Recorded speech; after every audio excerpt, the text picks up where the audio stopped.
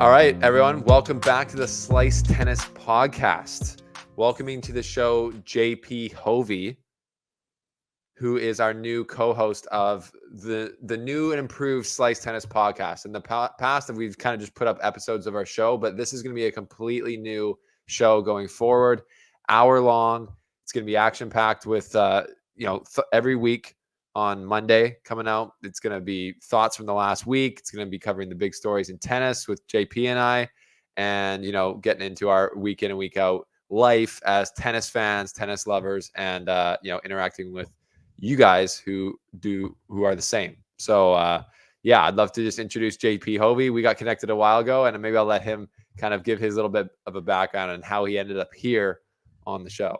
Yes, I heard about the slice back in 2019. I was working at IMG Academy. Obviously, y'all do not know me. I am from the US, originally from South Carolina, but I was working down in Florida, in Bradenton, IMG, starting my videography career, if you will. And I was doing some content for Denis Shapovalov, my favorite Canadian. As of Big right name. now, Stephen could climb his way up. Come on. Justin Bieber's also up there as well. But I'm filming Dennis. Me and Dennis, we built a little bit of a relationship. He posts some things. He tags me. I get a message from this tennis account, The Slice. I was like, okay, let's see what's going on. And then it's Steven. He's asking, hey, do you mind if I could use some of this content from Dennis? Like, we'll tag you, whatnot. I'm like, oh, dude, 100%. Like, I'm just getting to the game. I'm looking for any exposure I can get. Shoot him the videos, and we message back and forth every now and again. But it's just amazing full circle moment of that was 2019. We stayed in touch all the way until now. He floated the idea of me coming on this podcast last fall. And my current job, I work for Barstool Sports, busting with the boys. There's a couple NFL players. You can check that out, YouTube, Spotify, whatever you want. I do all their videos, the vlogs and everything. But Steven messaged me. He's like, hey, maybe just planting the seed of would love to do a podcast. I think you and I would be like a good fit for it. And fast forward to the summer, and here we are, episode 1. I couldn't be more fired up to finally be talking tennis with somebody. Been trying since 2019 to have somebody let me talk some tennis, and Steven was the guy that let me do it. So I'm excited. Let's go. I couldn't be more excited as well. JP's a great sports fan in general. Obviously, he knows football super well. And I would call you like a crossover athlete now. People, multi-sport athlete fan. He's into the tennis world, maybe a little bit more fresh than I am. I'm jaded. I'm like, I've been in the system for so long. So this podcast will hopefully be like really good for any of you fans who've maybe discovered tennis in the last couple of years and are new to the sport, or you're still hardcore like me. It's going to be fun. It's going to be light. It's going to be not stuffy. We're going to talk about the things that we want to talk about and that you want us to talk about. And we're not protecting any names, or we're not affiliated with any of the tennis establishment, as I call it. So that's going to be good. So before we get into the topics that are obviously pretty apparent, Roland Garros just finished. We're going to break it all down. Off the top, I just so you know what's coming. We'll talk about Alcaraz and Swiatek winning the singles titles, what it means for them, how those kind of unfolded, and what it means for the current season that we're in. We're going to talk about JP's got a conspiracy theory about the Djokovic knee issue, Roland Garros, other factors in it. Where's his career at? We're going to talk about, what's next for Djokovic, basically. And then we're going to talk about the fans at Roland Garros and the players and some of that interaction, booze being banned by the French. And we're going to answer some of your questions in a mailbag segment at the end, which is great. So thanks for sending the questions already on this Sunday afternoon when we're recording. But before that, JP, how was your week? What'd you get up to? What happened? My week was decent. The week started out slow. I kind of hate that you're asking me because I don't even want to relive it. I was going to a wedding in Mexico last weekend for one of my boys from high school. He's Mexican. His wife is Mexican. Authentic Mexican wedding. Vibes are high. Me and my fiance. Also, I know y'all are just getting to know me. I'm getting married in August. Shout out. So me and my fiance, our first international trip together. We're excited. We're flying from Nashville to Dallas to San Miguel. We get to Dallas. We don't even get to Dallas, actually. Plane circles. Pilot comes on. We got weather. Blah, blah, blah. We got to land in Shreveport, Louisiana. I don't know the equivalent in Canada for whatever y'all's worst city is. That's Shreveport.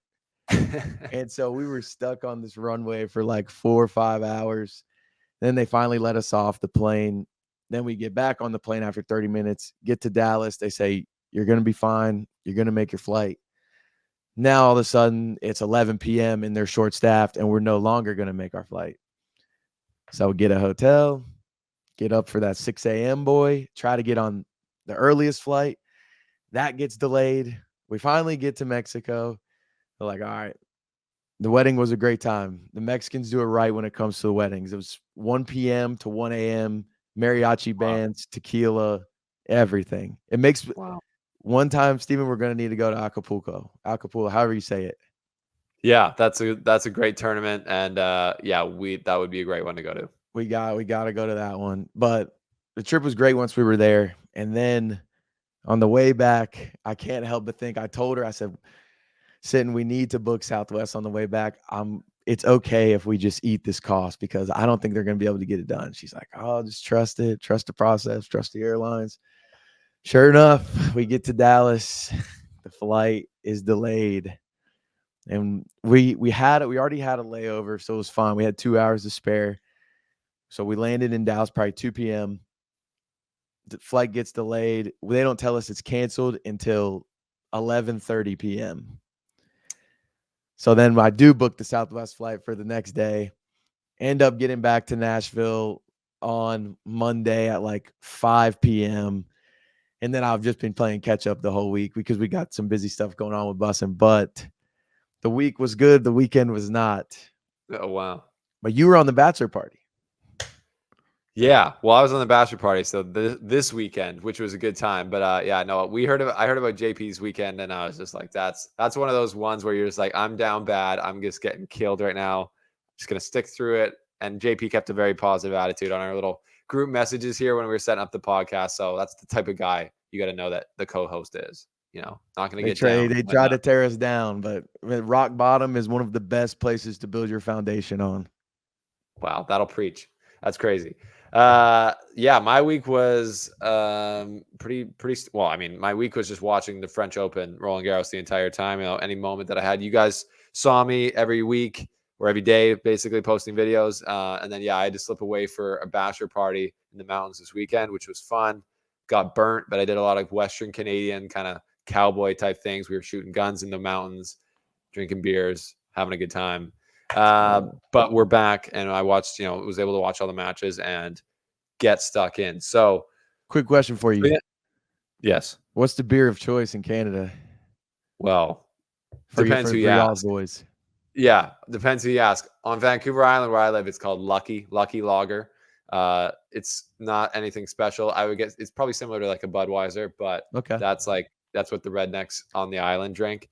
Where back home in Kamloops, where I'm from, people drink a lot of different stuff. Bud Light, that's a classic. A lot of Cowboys in my family. So, those are some pretty classics. And then I think Moosehead is kind of one of the classic Canadian beers. I don't know if you've ever heard of that, but I don't know. I need to get up there and try it. It's good. I think you can get it in the States some places if you look for it. So, those are good. Maybe, look, we're our beer sponsor spot is open, Moosehead. So just FYI, throwing that out there. So this week, results. Do I need to recap them? We already know who won. Alcaraz, Swiatek. I broke it down in the video that we did earlier today, so we got into the nitty gritty of it. But from a high level, JP, like what stuck out to you about this run from Alcaraz? Winning the tournament, coming in injured, and getting through like all the best players that were on his side of the draw. Every single one he had to play. Felix, our guy, friend of the show. Tsitsipas, Sinner, Zverev, no problem. Dude, I mean, what doesn't stick out about him? I think a lot of the stuff you see on Twitter, I think you tweeted it as well, but the biggest like leap he's taken, it seems like, is when he's not playing his best tennis. Basically, his floor has risen. to where he's Correct. still finding ways to win. And obviously, all of the great champions of the last however long tennis has been around, it's that type of consistency. But man, with him, like to me, what sticks out the most is just his attitude. And I feel like nobody else on tour has the same attitude as he does when it comes to competition. Clearly, he's a killer, Mm. but Yeah. you can tell he lives in each point and he feels each point. And then once that point's gone, he's on to the next one. And there's the body language pretty much always stays the same. If it does get down a little bit, it's gone by the next point. And I think so much of it is because he plays in a way that he finds as fun. So he's Correct. running around side and out. So I just think it's like the best Carlos Alcaraz is when he's having fun and just doing all of his different shot making. And you can't say like he silenced probably a lot of, if he has many doubters, silenced a lot of them throughout the tournament because I don't know, man. He just is. It seems so like a complete performance all the way through. We saw a good Alcaraz, we saw a bad Alcaraz, and at the end, we saw a winning Alcaraz the whole time through. Yeah, well said. I like what you said there about when he's having fun, he's playing his best, and he's got that smile. He's always smiling. If he hits a good shot like that, he hit that one-handed backhand passing shot today that just kissed the net and went past Zverev. And Zverev looked like he wanted to blow up then, like, which is fair enough. He's just laughing about that. He's having a good time, and yeah, like I noticed in the match today, and what you said about his floor rising is super, that's a great way to put it. Ceilings and floors, that's like, we talk about that in tennis all the time. The big three, like the reason they dominated for so long is their floors were super high. Like their worst tennis was going to get it done against most players still. And they just didn't have that many really bad days. And Alcaraz, like in this 5-set in the majors, he's able to figure it out. Like in the third set, yeah, in the third set, he was up 5-2 and then let that slip. He kind of had a weird, like, he blew it there, right? And that Right. Zverev got it in, but he had time to figure that out. Figured it out, won the next 2 sets. Clutch Carlos. We know it. But no, I like when he's having fun. Like if he is having a few bad points in a row, he'll make a shot that he loves and he hits a banana forehand passing shot or whatever. And then he gives it to the crowd and fully pumps them up and like kind of like Rafa gets himself pumped up. So he like forgets the bad points and then like remembers the good points going forward and like gets psyched up. Yeah, and it's just a joy to watch him play. Anyone, there's like doubters for sure. Like you said, I don't know. I'm sure there's haters out there. If there's any of those, either of those, they live here on YouTube. We got all the crazies here on YouTube. So it's there's people who are saying, Sinner's like, maybe is he the full best player now? Well, he's number 1 in the world. So that this year he probably has been, but right now they've each won a major. They've each won a Masters. Alcaraz has beaten Sinner twice now. You're like, it's not cut and dry for sure at all, but it is amazing to see these 2 young guys, 21 years old each. I believe I think Sinner's 21, taking over. And thank God, Yeah.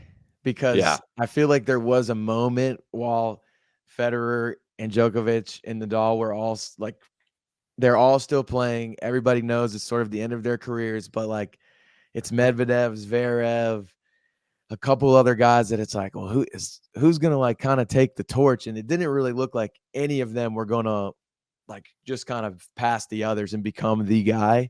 And I was a little bit nervous because that's pretty much when my fanhood is starting is 2019, 2020, the Right. end of Federer at all. I'm like, man, I hope they got somebody to pass this along to. And now, I mean, 1000% Sinner and Alcaraz. I think, isn't their head-to-head record now? Alcaraz is 5, Sinner's 4. Yeah, Like that's right. it's Yeah, and they played a few times in like the Challenger Tour before they got into the big stage. But you're totally right. There is 1,000% like stars of the future. Like, well, they're not even of the future. They are the guys right now, right? They're the 2 best players in the world for sure, Sinner and Alcaraz. And yeah, tennis is in amazing hands going forward who do you after the big got? 3. And sorry. Who do you think's better? Well, I mean, it depends. Like that's the best part. Like on a clay, I was like, that's why I picked Alcaraz to beat Sinner in the semifinals because on clay, there's just things that Alcaraz does that are more dynamic, and it kind of the clay kind of dampens a little bit of the parts of Sinner's game that are better than Alcaraz's, mainly power, the serve, the just the pure pace from both wings from the baseline. And I love Alcaraz. I love the full court game. He's a bit better at the net. He's a bit better like with drop shots and creativity. And the clay is like rewards that for sure. And he's got more spin. So on the clay, him, grass, it's gonna be super interesting because Sinner's made semifinals there, I think twice, and lost to Djokovic, and Alcaraz has won it, but they've never played. So my thinking is that I think they're going to be seated on opposite sides of the draw at Wimbledon here. And then if they meet in the final, it'll just be crazy. And then we'll see. Man. They'll see, and then but then it's like Alcaraz is a bit of an advantage because he's won 3 majors now, and Sinner's at 1, so he's kind of still like there's a little bit of an experience gap there now. So, but then on hard court, it's like a total toss up, I think.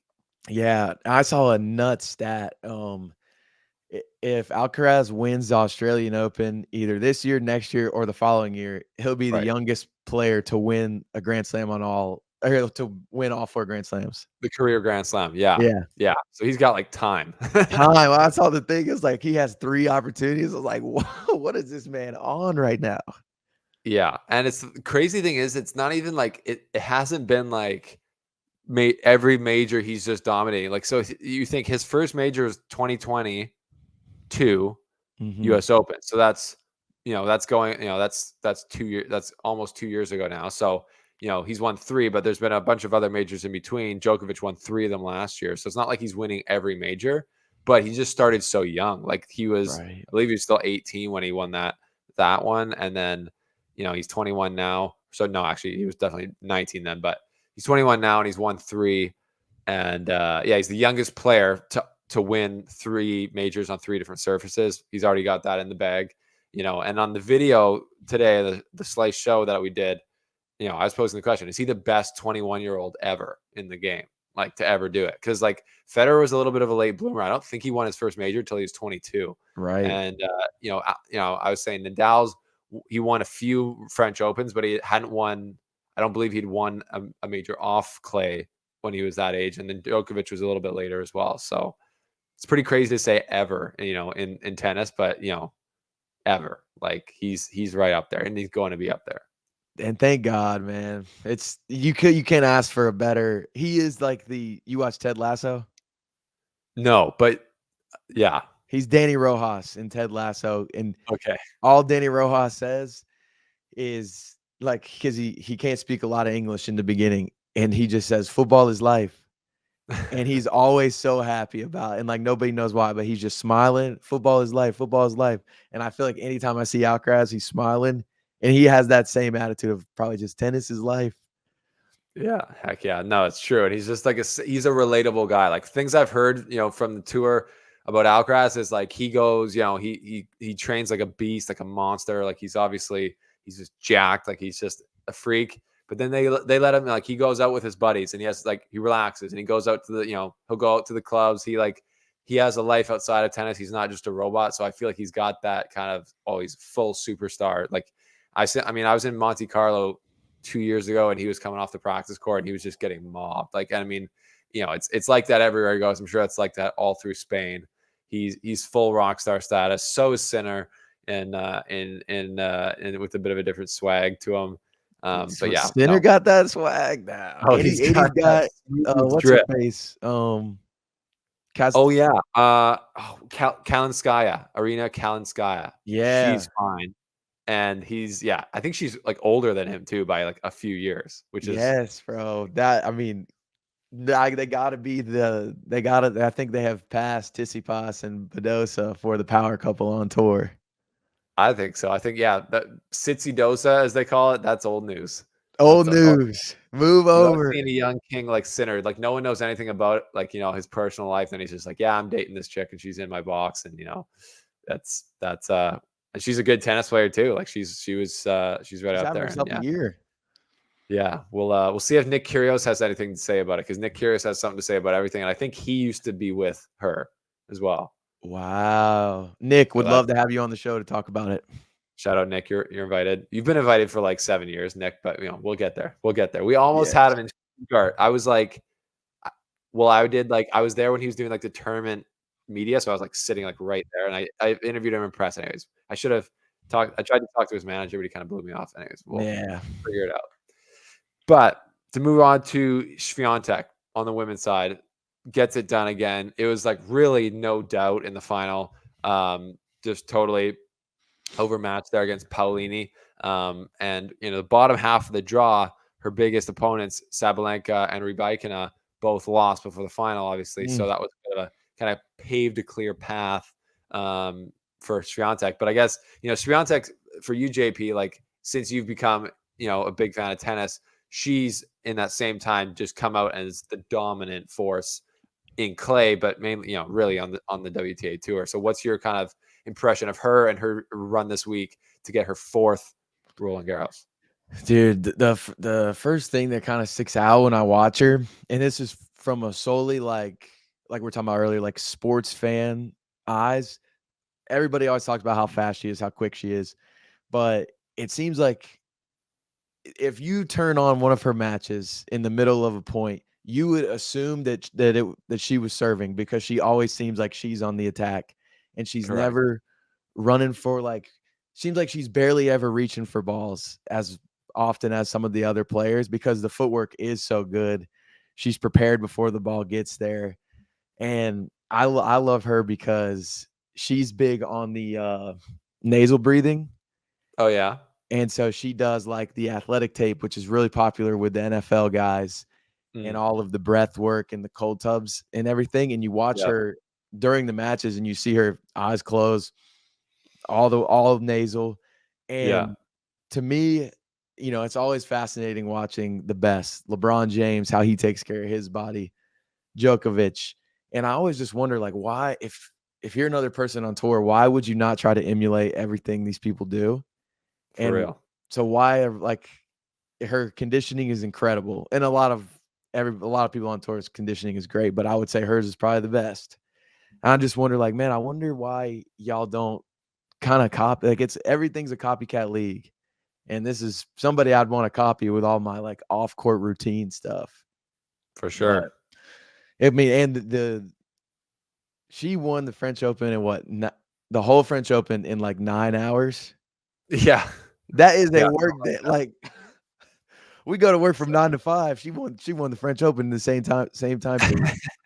Yeah, and like the majority, like a huge percentage of that, of her 7 matches, it was like when she almost lost to Osaka. I think that match was like 2.5 hours. So that was like a solid chunk of that, and she just killed everyone else. So no, everything you're saying is spot on, and she, I think there's all the players, like you said, are amazing, but there is different levels of commitment. You know that to be true from the men's tour. Kyrgios, he'll tell you, is just less committed to the craft than Djokovic or someone else. Like Kyrgios is not sleeping in hyperbaric chambers. Djokovic is like not eating chocolate for like 10 years. Like they're different, right? So it's fair to say. And Swiatek, she's got like a psychologist, mental coach in her box, working with her before every match.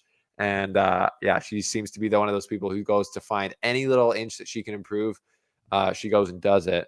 And that's scary because she's already the best, especially on clay. So, I wouldn't actually say she's the best on like hard courts anymore. Like, it's the women's tour is very interesting right now with Sabalenka. I would probably put her as the best on a quick court. You got Coco Gauff on the hard court, although Swiatek kind of has Coco Gauff's number. I know you're American. I know she's the kind of like the Queen America, but that wasn't too hopeful of a. Did you get to see any of that? I believe it was a semifinal. Like, I wasn't too hopeful for her there. It was tough, man. Watching Coco is our girl, but I almost just said Swiatek, but what is it again? Swiatek. Swiatek. Yeah, you got to get your European flair there. Your Swiatek. She might need to actually check that out and make sure she's pronouncing it right, because I don't think there's no way. There's no N. I don't know where that N comes from. It comes from the top rope. It's like, that's what I'm saying. Yeah, the Randy Orton N.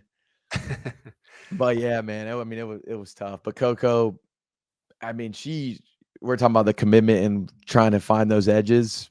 Like, she'll figure it out, and she's willing to put in the work. This is a fun little side note. I used to do a lot of work with MMA fighters down in Florida, And one of them, shout out Impa Kasanganai, he's the PFL light heavyweight champion, Okay. but he trains Coco Gauff in like some mitt work, kind of like Oh helps yeah. her with some boxing stuff, just for for her to switch up her workout. He can't say enough great things about her and her dad and everything. So Yeah.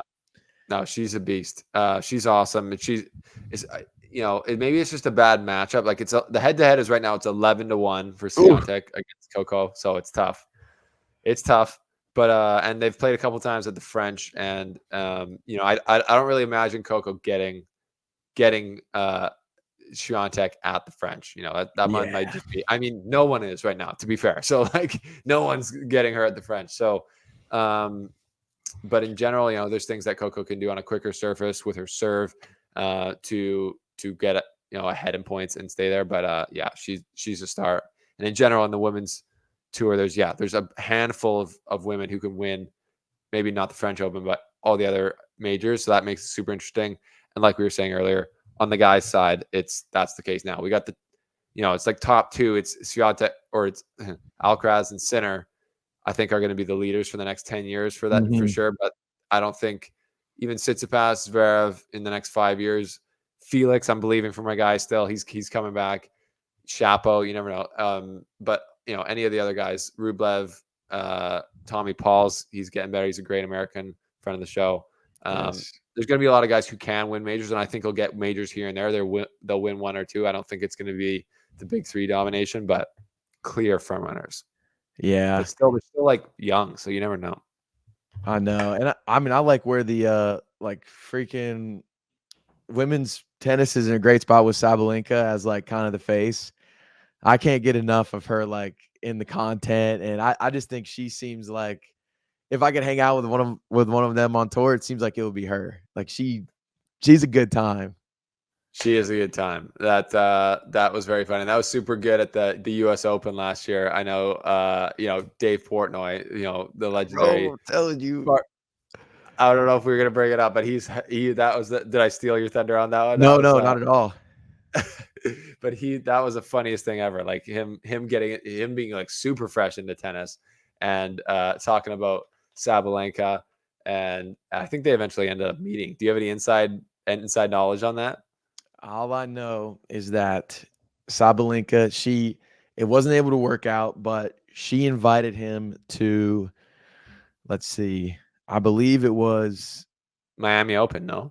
yeah, Miami Open, but then there was another one that would be considered more insider knowledge. Oh, okay. But it's slipping my name, and it doesn't even matter because Dave wasn't able to make it work, which I was very bummed about because I'm in my Will and Taylor's ear, like, hey, y'all trust me. If he goes, I need to go with him. It'll be good content for us. Trust me. So Yeah. Dave will come back around. Yeah, he'll come back around. Maybe we'll have him on the show here, and you never know. But she's a character. She's a great face of, she's one of maybe one of the biggest stars on the WTA tour, and she's got an absolute hammer. No one rips the ball like she does when she's playing good. Yeah. Um, Speaking of ripping the ball, Novak Djokovic. That's our next topic to discuss. Is Djokovic's knee? If you've been living under a rock and you haven't seen the news, Djokovic got surgery on his meniscus in his right knee after. I don't know if he tore it during the French Open only. He said it was Mhm. bothering him for weeks leading up, and it just got worse when he was slipping and falling. Mainly in this, in the Sarundalo match where he came from behind to win in 5 again, and then pulled out of the tournament after that. So JP's got a theory to run by me or some information, and I haven't even heard it yet. So it's going to be great to just react live and see if he's crazy or not. So the theory, it starts out credible and then it kind of tails off into definitely conspiracy because this is why it starts out incredible. I have it pulled up here. This is what first brought me down the rabbit hole. It says John McEnroe implied on Eurosport that the French Open and the tennis deep state conspired via nefarious scheduling to doom Novak Djokovic. Very interesting. So I typed this in on Google. It brings me to some, maybe even like Reddit's little brother, whatever that web page is. And I see something, and I guess it was documented in the 90s, Jim Courier talking about how Nike was basically in charge of court times at the US Open because of the players they had involved. Because they asked Jim, like, hey, what'd you think about this match? And I forget what the other players were, but he was like, the only reason these guys are not on center court is because they're not Nike athletes. And then it got confirmed. So then they bring it to Djokovic's situation. Okay. Now, I realized later on that French Open is, I guess, one of their main sponsors is Lacoste, so it wouldn't make much sense. But I do believe in all that. Like, Nike probably does have say in what players go where and what time. And the tennis deep state, they say in this article that it started back in 2020 in Australian Open. All the vaccination things is when it started. And now French Open rolls around. The world is ready. And not just the world, Nike in particular is ready for Djokovic to be gone. And so we give Djokovic these horrible court times. We make him play till 3 a.m. We don't give him time to recover because we need Carlos Alcaraz and Yannick Sinner and Gucci to now be the stars of the show. And Djokovic has to fall on the sword. Sounds like so you're sold in. You're bought in. What do you want to know what I think? Let's hear it. Well, it sounds like to me like you ran into some pretty hardcore Djokovic fans in the tennis interweb chat forums. Bro, maybe you ran user into Pavi G. 6W2XYV is credible. What's it called? His username, it's like user 6WVX. Oh yeah, exactly. Yeah. Well, there's a guy named Pavi G who I don't know if you've seen him on Twitter, but he's an absolute nut bar. And welcome on the show anytime. I'd love to debate you. But he is like literally when the bottle fell out of that kid's backpack and bonked Djokovic on the head, he was like literally calling the police on this kid. He's like, can we have that guy arrested and like potentially killed? And like he was like he meant to do it. He was sent, like he was basically saying he was sent by the authorities by Alcaraz's box or team to like take out Djokovic. And maybe that started the whole cascade of tearing the meniscus. So I'm sure he would agree with you for sure. But I don't know if I buy that. I know I don't buy that. I love the thought though of Djokovic's whole career has been the chip on the shoulder, and that's a great another fuel like log to put in the fire. The Nike, the what's the guy's name again? User 6W2XYZ. No, Jim. You said sorry. Jim Courier. Jim Courier. Okay. Yeah, like that the fact that Nike's pulling strings to get people out there could be true, but I have seen from my kind of subjective point of view over the last few years, it feels like Nike's dropping the ball a bit. Like it seems like they almost like when Federer left them, it was like, okay, maybe we'll just pull back from tennis a bit. But that's a good point. Now that obviously Alcaraz is Nike, Sinner's Nike, Holger Rune is Nike. There's a lot of young guys, and Djokovic has bounced around from brand to brand, but yeah, he is La Crocodile now, like Lacoste. So I don't know about this the conspiracy. I'm not on board with that, but the real question is like people were saying like were the courts mismanaged? And you're right, like he was playing like the night match and then that, but if he didn't let the match go 5 hours, he wouldn't have been so late. That's another thing you could say. But he was complaining about the courts for mainly in that Cerundolo match where he slipped a few times. And people were saying, and I would like your perspective on this. Like people were saying, maybe if the best player, of all time potentially is telling you the courts are too slippery, maybe just sweep them a few extra times. Like what's the harm? What do you think about that? I agree. I mean, exactly. What's the harm? And it did no player, like if I'm another player on tour, I'm either gonna come to the defense of them, like, yes, hey, we need to get these courts swept more because it is safer, or I'm gonna be heel and say he needs to stop complaining and everything's fine. But nobody said anything, which then it makes me kind of not know what to think. But I feel like, I mean, Djokovic he does the gamesmanship, right? He goes to the bathroom. He's got the Joker's secret juice. For And sure. could the court have been swept? Probably. Is it the reason that he got hurt? Only Djokovic knows that answer. If it contributed to it. You know what Bjorn Borg says? What did he say? And he was the legendary, obviously, clay court guy at Roland Garros, the Swede, cool Swede. He said, "There's no bad courts. There's just bad footwork." So I think he actually said that after Djokovic said all this stuff, throwing an absolute dart.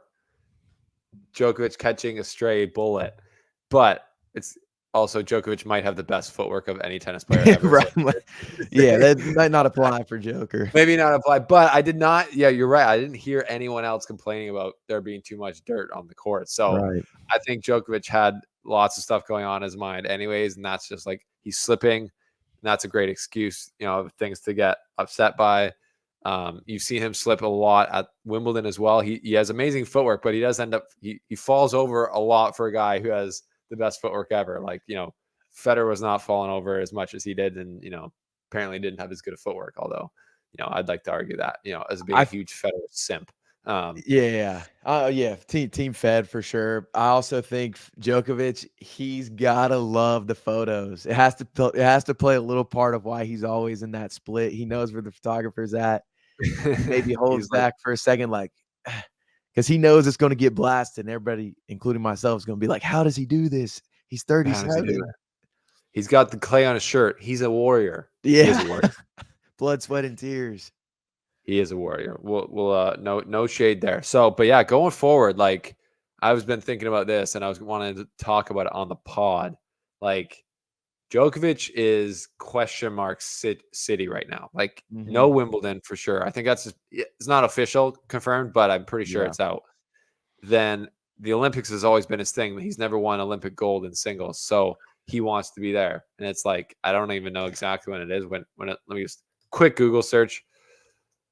Like when that is. Oh yeah, so it's like July to August. So that's what is that? 6 weeks away. And so yeah, end of July to mid August. So anyways, that's a couple months away. And then it's like after that, if you like you saw with Club Fed, knee injury, arthroscopic surgery, come back, not the same, come back, hurt it again, come back. Like, is it just the start of the end for Djokovic here, hurting his knee like this? I don't know, but it's not a positive outlook, I would say. Not a positive outlook, but I'm always under the impression with these guys, because there's so few, they're once in a generational. I will never get caught on the side like when Tom Brady is playing football and he goes to the Bucks. I made sure I would never get caught on the side of saying, Brady, he's too old. He's not. This is the year he loses his step. Yeah. So I need Djokovic to know that I'm supporting, and I think he's going to win whatever tournament he comes back to play in. Well, I'm sure he appreciates that. He'll be tuning in, and all the Djokovic faithful here will appreciate it because they know that we've had our run-ins. We've had many run-ins. I've said a lot of things about Djokovic that I had to eat my words for sure. But I did call. I'm on that train of you never want to doubt the great ones. And I'm coming into Roland Garros. He was my pick to win the tournament. I said, look, he's won 24 majors. Like you just can't take that away from a guy. And when it comes down to it. I mean, we could talk about it forever, but if he hadn't been injured and met Carlos, and Carlos wasn't playing like you said earlier, he wasn't playing at his top level, maybe Djokovic makes him pay for those kind of lulls in the match more than a Zverev or a Sinner did. But we'll never know. Or we might know next tournament they play. But anyways, let's talk a little bit about third story. Crowd interactions at the French Open. I actually didn't see too much of this. I think you got more info on what happened with Shapovalov, but I do know that because of the rowdy French crowd, which isn't, to be fair, isn't even that rowdy. Like the U.S. is the freaking tournament where, it's totally unhinged most of the time. And they're not banning booze sales, I'll tell you that for sure at the U.S. Open. So they cut off booze sales, I think, like midway through the tournament at Roland Garros, which was probably not popular with the crowd. Because things they said were just getting too. Maybe Djokovic complained about it because he does get into it with the crowd. But I didn't see. I know there was other players that had issues. Maybe you heard more about that than I did, JP. Yeah, no, and the Dennis stuff was less fan things. I just figured it would be a good segue to go into it, like players being upset. Yeah, but fair enough. Iga, I feel like that was the number one little like tiff when she was getting upset in center court, and then Badosa was like, "Hey, like out here we hear everything, and I've learned to like appreciate it, and she should probably appreciate it too." Oh And yeah. I had no issue with Badosa's response to it, but tennis Twitter, oh my gosh, man, sometimes it just gets so soft. I'm like, let Yes. let them. And if you're Iga, if I was a player, and of course I'm not, so I don't know what they're going through, but I would welcome it. Welcome the fans because the more they're involved, the bigger the sport, the bigger your platform, and the bigger Yeah. your platform, the bigger your paychecks. Come And on. they're only hurting their paychecks by saying, "Hey, we gotta take care of these fans. Like we need to stop selling alcohol, whatever, whatever." I'm like, no, man, this is like the only sport, tennis and golf are the only sports where fans like can't really get into it. And obviously there's Yeah. always a line Yeah. and nobody should cross the line. And if they do, they need to be punished. But I promise you, if a player fully embraced the fans and not like halfway embraced like Curious when sometimes he's mad, sometimes he's asking them for, advice, which is awesome. If somebody just really dove into it, they would become the biggest star in tennis. Yeah. I agree. That's the more fan interaction, the better. And Iga Swiatek, to be completely blunt, like she needs eyeballs on her game. Like she's like she complains about, or people complain about people not caring about her game or like the women's game in general sometimes. And Right. if you're telling the fans to be quiet while you're already not like the most entertaining personality on tour, that's tough. You gotta be welcoming it in any way you can, I think. But Yeah, dude, 100%. And even and the media can do a better job too in their press conferences. I know what Rybinka basically was like, I'm not taking questions today or whatever. Like you guys asked me the same stuff. I'm like, I mean, one, you kind of like you should just give them the time, give them a little rinse and repeat answer, but also like tennis journalists like come with some heat, come with some fun, engaging questions to keep them yeah, to bring the personality out of them. But yeah, that's one of my gripes. Whenever I've been in press rooms, I've been trying to do that, and I think I've done a good job. But I also love. Did you say Rybinka? yeah, how you say it? Rybinka. I get cooked for saying names wrong all the time. That's a sick name. I would like that. I think it's Rybikina, but people say Rabakina but I think I say Rybikina because that's how she says it on the WTA website. You can go to their names and click a There you button and go. they say it. But then people are like, they don't think I'm saying it right still, which is, anyway. So you can't win. So you say it however you want. Yeah. She'll be offended, like she was impressed. But my perspective on that is like Osaka had that like a few years ago had that whole thing where she's like, it's she kind of used the mental health card. She's like, it's bad for my mental health to come in here and talk. And then my opinion, then I was like, I've been on the side of like the media where not if you're on the tour like I have been and like you're going around like you're like not making tons of money, you like are making way less money than the players, and we have to wait for you, and you got to I feel like it's the least you can do is come talk to the players, even if you Right. just had a brutal loss. Like you're getting paid millions of dollars to play, you can only do it because the fans are paying Yep. to watch you. And I think, to be honest, I think the athletes have no.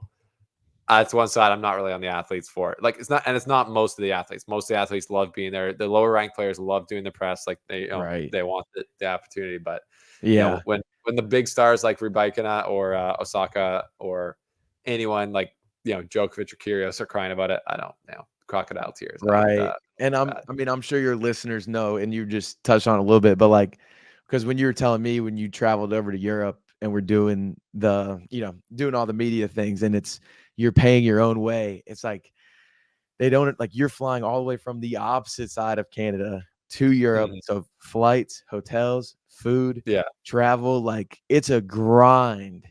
yeah. And it's the players need it too. Like they need the coverage. Without the coverage, their checks aren't as big. So That's true. The checks aren't as big, and but if you win all the tournaments like Swiatek does, the check's pretty big. it The don't check's pretty. matter. It's like 3 mil each time. Thank you for coming out. 9 hours of work. You do Oh the math man. on that, JP. You do the math on that. get back to me on the hourly rate there. Okay, let's do some winners and losers from last week. We didn't brief this, so we're just going off the top of the head. I mean, we obviously had a winner and a loser. The winners were Alcaraz and Swiatek, and everyone else was a loser. But as far as like, do you have anything off the top of your head from like the tournament in general, like things that people that were a winner? Let's start with winners. I think the number one winner that I can just immediately jumps off my head is the kid that Alex Diminar. Yep, you got it. Diminar brought with him to, I guess, what did it end up being 2 or 3 matches? I don't know, but that was awesome. He had him in the full kit, and just like being a sports fan, I mean, imagine your favorite player of whatever team like comes up to you, gives you the time of day, and invites you back. Like, I mean, that is just that right there is peak sports. Like, it doesn't get any better than that. That kid will remember that for the rest of his life. And it's just that to me, that's my number one winner of the French Open. Love it. That's a great one. And you're right. Like, kids will remember it. And that's a great way to get kids into it, because it's actually not the first time that happened. Like at the US Open, Tommy Paul had a kid. Yeah. Same thing. And he brought him back, and he was like, encouraging him. He's like, hey, we're here all day. You're coming back. Like, it's just like, so, now kids see that and they're like, I'm going to be the next guy. So they're going to go try and sit down low, get buck wild. And like me and you both agree, I think we need people being engaged. We need young kids being buck wild about their players. And, yeah, it's a pretty awesome opportunity to do that. Shout out to the Demon for they call him Demon Hour, the Demon, obviously. Shout out to him for making that kid's week. Yes. Yeah, my winner, I mean, I was trying to think of this, and my winner, I think, from we've had a rocky past. I just mentioned her, Osaka. She lost in the second round, but she almost beat Swiatek, and that was one of the craziest performances. I turned on that match, and she was hitting winners like left, right, and center, and backwards. Like anything she touched was just blinkated off the court. And really, Swiatek for the last 4 years now has been almost unstoppable on the surface. And Osaka was just hitting through her like no one else has been able to. So that was like, even though she lost in the second round, she's got amazing momentum going forward in the year. So Osaka, to me, was a winner. And I think she would consider herself that, even though she would, she was serving for the match. She did kind of choke it away, but she's on the comeback after having a child. That's amazing. So she's a winner in my book. Losers. Who's your losers for the week? I think we have an honorable mention winner as well. Okay. But I hate that I'm forgetting her name. The girl that made it through the qualifiers into like the second week. Oh, I'm forgetting her name now too. I don't even know who you're talking about. I can try to look her up real quick. You can look it up, and I would say my runner-up winner is just in general is Sinner, because I was very up on Sinner this whole year. I loved how he's turned this year into his best year, and I was really worried about him coming into this week this tournament because of his hip issues, and I was like, I do not want that to be something that is a thing in his career, right? So it seemed like he was okay with it, and the fact that he didn't have that flare up, or at least didn't talk about it, is a winner in my eyes. Yes, I love that. I think I've almost found her. Okay. Oh, where are you? It wasn't Mira Andreeva, was it? No, she was a qualifier. Shout out to her too, because I'm friends with her agent, Juan. I know, big week for Juan as well. Okay. 17 years old, and she was balling. Yeah. I can't find it. I'm sorry to my all girl. Good. But all good. To make it, she's a silent winner. She's the unnamed hero. Yeah, unnamed hero. Making it to the second week of a slam, coming from the qualifiers. The money is just huge. It goes the longest way for them, and to see somebody grind it out that long, I love it. Losers. Dude, is it okay if it didn't happen in the French Open? Sure. Because this is one of the most insane stories that I think I've seen. Camilla Giorgi? Yes, good. This is a great one. You've seen this? Yes. Okay, yeah. So for those who don't know, she retired randomly and is allegedly on the run from the Italian tax authorities. She's said to be in the US right now. She like completely left her apartment. Her family left the country as well. And Yeah. I mean, it just all happened so fast. Just tax Hopefully she evasion. You wins. got to go. Yeah. You gotta go. You can't be hanging around if you're not paying your taxes. Yeah, I heard her father, who I believe was a coach for a lot of her Mhm. time, was like they just pieced out together. And she's always been an interesting one. She's like her Instagram is just her posting selfies like every single day and just like crazy outfits. You're like, okay, Right. what's going on here? I hope Uh she beats the case because I'm on her side with her whole situation. okay. So hey, come on, That's the keep headline. running. JP supports tax evasion. Yeah. No, that's a great loser because that is loser material. On my end, the losers are, and I don't want to give them a hard time because they are. I mean, they're not volunteers, so they get paid pretty well. But the the the lines, I would say, the organizers of Roland Garros when it comes to line calling versus Mm. or line calling when it's like Hawkeye or using the umpires. Because today Zverev got boned Oh, hard somehow. So like and we'll get to it. We got a question coming up about it, but the ball, it's a serve that comes in. It's called out, so it was a double fault and it was break point. So it was like a break back to get back on serve. Then the umpire overrules it, which I guess I was trying kind of conflicted about this on the show earlier. Like that's natural. If you're just doing it all on the court live, then that's normal. The umpires overrule stuff and that's its own thing. But mhm. on TV, we saw the mark and it showed it being out by like a millimeter. And Hawkeye, they talked about it's got like a 2 millimeter, uh, basically like variant. So like that, it says it's out by a millimeter, but that could be wrong. So we're just confused. Zverev, he felt wronged anyways, no matter what. But that probably would have happened either way. But I think you just got to decide which one you're doing. Like, are you going to use Hawkeye live on the court? Because then it would have showed it out, and then it would have, I think that ball probably was out, Right. and Zverev would have got the break, and then you never know what would happen. But anyway, so I think the French Open organizers, they're doing a good job in general, but they were losers on that point. Great call. Great call. Cool. Okay, final segment is questions, Q&A. We're calling it the mailbag. Everyone knows. I think a lot of podcasts do that. People open up the mailbag, and this is the time for you guys to ask us questions about tennis, about what you saw. You can also just leave your thoughts, or you can ask us questions about our weeks or whatever's going on. But we'll throw it up here on the screen. I think Beckett Chung, friend of the show, asks, "Is it over for Zverev?" JP, what do you think? I love Beckett. I hate these conversations when these people in any sport, they make it to the finals.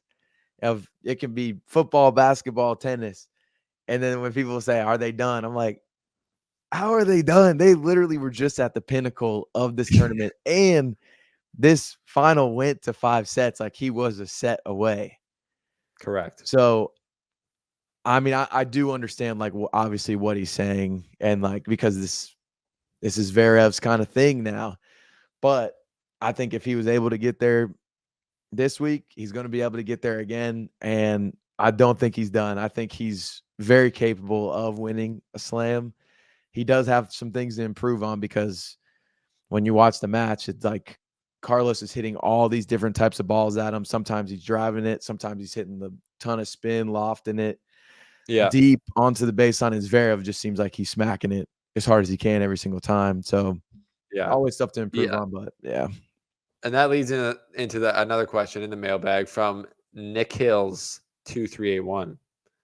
Do you think Zverev has to hire a new coach to iron out his weaknesses? So that kind of goes on to what JP's saying. Like, yeah, I mean, that's been a conversation in his camp for a long time. He's got his father in there, and they've, like JP's saying, what they've done is working so far. He's a bad man out there. Like, he can hit through anyone. Clay, he's been great on it, and he was this close. Like, he was a lot of people's picks from the beginning to win it. He won Rome before coming into this, so he's on a big winning streak.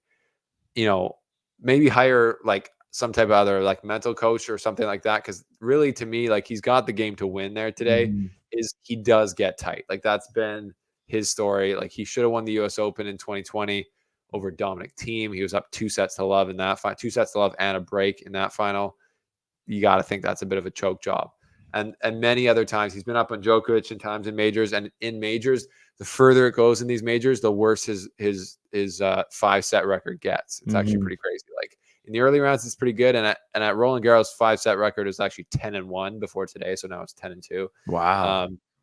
But as you know, you get to the quarterfinals, now it's like 2 wins and like 5 losses, and then it gets worse and worse. And in finals of majors now, he's never won, right? He's like Yeah.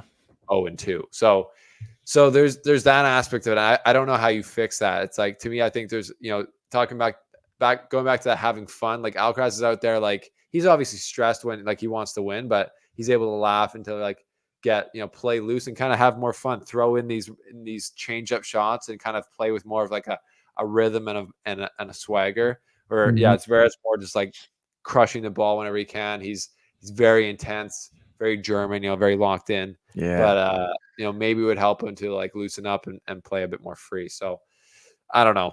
That's just my thought. Do you have any thoughts on the coaching situation? Nah, man. I mean, shoot. I got a ways to go in the coaching world in tennis. They said, should he get a new coach? I couldn't name. The only person I can name is tell me. Michael Usney because he was coaching Dennis when I met him for the first time. Fair enough. Okay. Yeah, he was there. That was a shorter stint, but yeah, that's coaching changes are really interesting. We got a comment here from, I'll just read it out. It's not much of a question, but we probably agree. Oh, this is a crazy name. Shiva Balan Gakumaran 6019. Let's go. Shout out. He says, personally very happy to see Carlos win his first Grand Slam at Roland Garros. Me too. Me We too. love that. He's made for Roland Garros, for sure. Let's do one more here. Samuel Paradis 3161. Is everyone 3161, or was that other guy also? No, everyone's just got like numbers at the end of their thing. Maybe they're bots. I don't know. Yeah, hey, that's all good. Any engagement we can get, we'll take. We'll Thank take you. it. Shout out to all the bots. Yeah, shout out to the bots. Stay here. If the call on the double fault would have been called, does that change the result of the match? Like he's basically saying, if the call was called out like it originally was, and it was a break back in the 5th set, does that change the outcome of the match, JP? It could, but I think Alcaraz wins regardless, just because of how he was playing, the body language, all of it. I think Alcaraz still wins regardless of the call. Yeah, I mean, obviously we don't know. We're guessing. I'm like not so convinced because now that I'm thinking about it, it was the 5th set, and yeah, Zverev had like donated a break before that. It was literally Donated. terrible volley, unforced error, backhand long, unforced error. It was literally 4 unforced errors, just gave the break away. And then it's like, then Alcaraz kind of was donating that one back. Like he like got there and it was double fault and on break point. So if he had done that, that might have got Zverev out of this little funk. And then maybe he holds really easily next, just bombs a few serves, 3-all, and then you never know. But we'll never know. We'll never know. Fair question. We'll never know.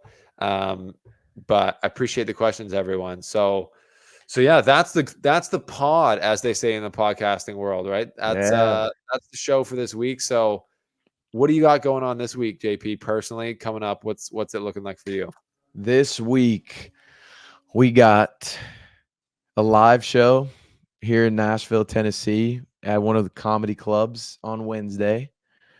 Okay. We got George Kittle, San Francisco 49ers tight end, coming on the Bussin' with the Boys podcast on Friday. And I believe Travis Kelce might be coming on Sunday. Oh. So we got and I'm editing a whole bunch of stuff. We did a dad combine for Father's Day where a lot of our dads flew in to Nashville, and we did like a grilling competition. We did a trash can relay, like taking the trash out. We did a runway for the dads so they could show off their dad outfits. And what was and cutting the grass. So that vlog will be coming out A lot of my life, man, is work. Not a ton of personal things going on. We're in Fair that enough. grind phase right now. We are in that grind phase. Content king. That's good for me. I don't know what I got. I'm just gonna be grinding. We've got, as far as ATP action going on, we've got the Boss Open in Stuttgart, one of my Yep. favorite tournaments. I went there, interviewed Shapovalov there. First grass tournament of the year for a lot of guys. That's going on. And then they got the Libema Open in Hertogenbosch, Netherlands. Which is, if you look at how that one's spelled, JP, we're talking about silent letters here. It literally has that one. That Hertogenbosch starts. It's like apostrophe S dash H. Oof. Hertogenbosch. It's like a silent S. It's insane. Um, that's in Holland though, and then the week after that we got Queens, the ATP 500 Queens, and the ATP 500 Halle in Germany. So those are two great Wimbledon warm-ups. So it's grass season, boys and girls. I'm excited for it. It's going to blend very well into our aesthetic at the Slice. So, but yeah, that's the pod. Shout out to Betway for being the presenting sponsor. Appreciate you guys. We didn't even talk about you till the very end. We might add something in at the beginning. But yeah, JP, thanks for doing this. Thanks for, great work today on the first episode. I'm super excited to jump back on next week and keep going with you guys, or with you. And I'm sure the fans are going to love it. So if you're still watching, still listening, leave a comment, leave some love for JP in the comments. Yes, bro. Thank you. Hey, it was an honor. Can't say thanks enough, seriously, for giving me the opportunity. It really does mean a lot. And I can't wait to start interacting with all the listeners of the show. I'm here to learn. I'm here to have fun, and it's going to be fun. I'm really looking forward to it. Heck yeah. Yeah, that's good stuff. All right. We'll see you guys next time. That's the Slice.